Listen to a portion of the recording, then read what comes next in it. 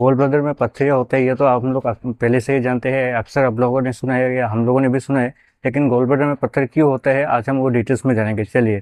By the way, मैं हूँ mister Konkan Kalita. आप प्लीज़ मेरे चैनल को लाइक कीजिए, शेयर सपोर्ट कीजिए, and thank you and keep supporting. आप लोगों ने सुना ही होगा या फिर हम लोग भी जानते हैं, गोल ब्लडर में पथरिया होते हैं, लेकिन क्यों होते हैं। तो गोल ब्लडर होते हैं, वो होते हैं पीस की थैली, जो हमारे लीवर से जो बाइल प्रोड्यूस होते हैं, बाइल जाके वह जमा होते हैं।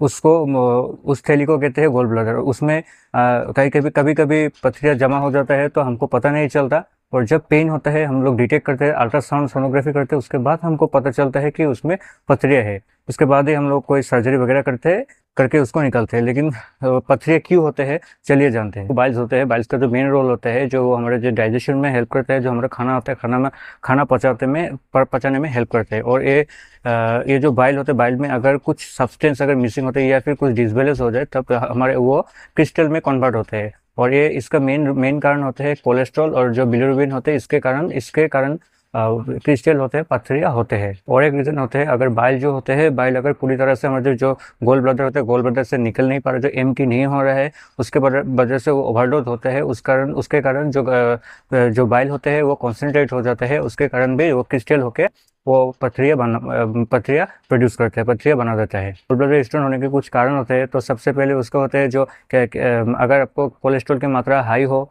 उसके बाद फैमिली में अगर किसी का डायबिटीज़ हो, डायबिटीज़ के कारण भी होता है। अगर रिपीट वेट लूज होते हैं तब भी होता है।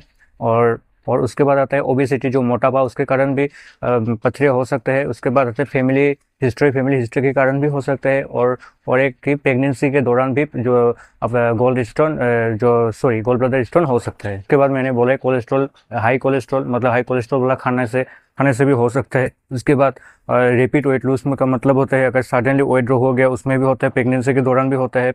फैमिली रीजन भी हो सकता है। और उसको उसको डायग्नोस कैसे करेंगे, जो हमारे जो राइट साइड एरिया जो होते हैं, उसमें उसके नीचे अगर पेन हो रहा है, बोमिया हो रहा है, नोजिया वोमिटिंग अगर हो रहा है, ऐसा फील हो रहा है, तो वो गोल ब्लडर स्टोन हो सकता है। तो इसको अगर इसको ट्रीटमेंट कैसे करते हैं, अगर कोई भी इंसान का अगर कोई सिम्टम्स नहीं है, तो उसको सिम्टम्स को नोट किया जाता है। उसके बाद अल्ट्रासोनोग्राफी किया जाता है।